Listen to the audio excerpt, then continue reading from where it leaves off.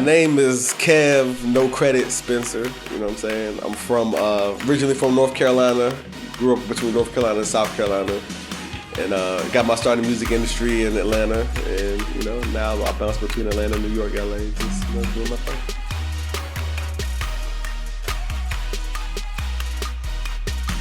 thing. Man, over the years I've worked with Sean Garrett, I worked with Polo the Don, and through them, we did everything from Rich Boy, Carrie Hilson, with Sean it was Pussycat Dolls, Britney Spears, Wale, did a lot of production on that album, on his album The Gifted, which came out last year. Atlanta music scene was really great to me, so a whole lot of Atlanta albums and stuff I worked on and stuff like that.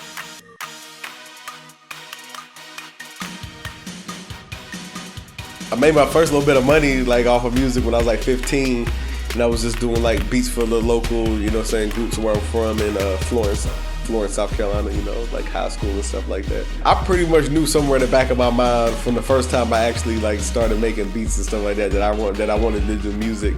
I just never thought that was a real viable dream, but I knew that that's what I wanted to do. I even tried to do other stuff go to college and stuff like that, but I knew I really wanted to make music at the end of the day.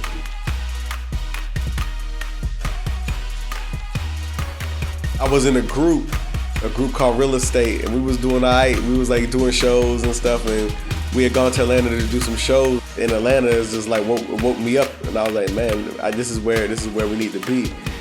But at the time, the other group members wasn't really, down to, they was just oh man, you know what I'm saying? They wasn't really serious about it. And me, I was just nah, this is what I'm gonna do, what I'm doing. So I went down for a summer internship, ended up getting a job, and just never looked back.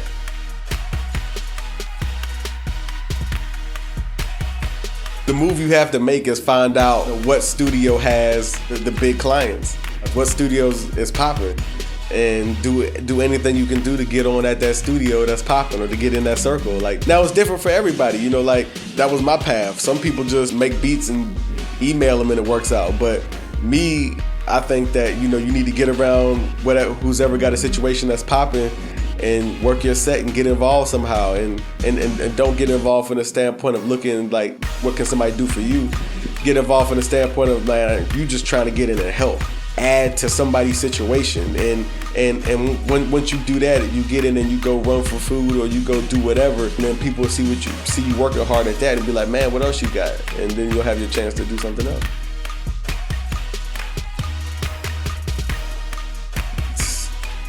These days, I think you really need to be both. You know what I'm saying? If you're gonna be a dope producer, you can't sit around thinking man, if I only had an engineer to mix my beats. You gotta learn how to mix your beats. You gotta learn how to make your stuff sound good. But the main difference is just that, one gets paid per session and, no royalties most of the time. And the other one only gets paid per song that they play. So as a producer, you might do 1 million sessions before you ever get paid if you ain't placing nothing, if your records never make. So it's it's a balance. I used to hate being an engineer when I was first trying to get on as a producer, because I was like, man, nobody respects me as a producer because I'm an engineer.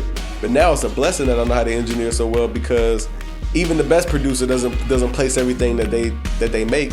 I'm on my way up, so in between placements and stuff like that, I always got engineering and mixing to do. So it just enables you to have a more comfortable lifestyle while you grinding it out as a producer. So they both go hand in hand though.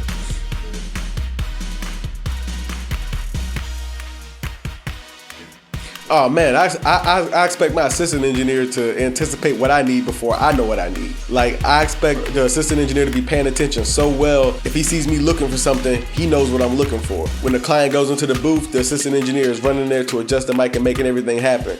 The assistant engineer needs to be my eyes and ears in the studio. When I'm focused on something else, he needs to be making everything else happen, so I don't have to do nothing but focus on what I'm there to do, which is engineer. A lot of studios and a lot of assistants aren't being trained right anymore. I go to so many big studios where, we're paying $2,000 a day, $1,500 a day, $2,200 a day, and the assistant is out of the room the whole session.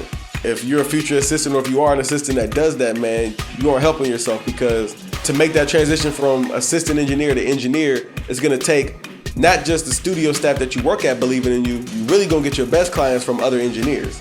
And if you was never in a room with me, you're not on my list of people to call to fill in for a session. I don't even remember you. I just remember I had to work harder that day.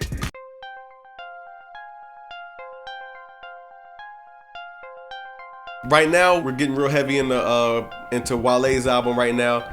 His next album's coming out, should drop fourth quarter this year. The album About Nothing. So we're real heavy into that right now. I've got an artist that I've been working with for the last few years. Her name is Brigé, and she's a dope, like urban pop artist from Atlanta or whatever. And y'all should be hearing something from her real soon. But she got some real dope records we've been putting together and stuff. So I'm definitely excited about these two projects that I'm working on right now.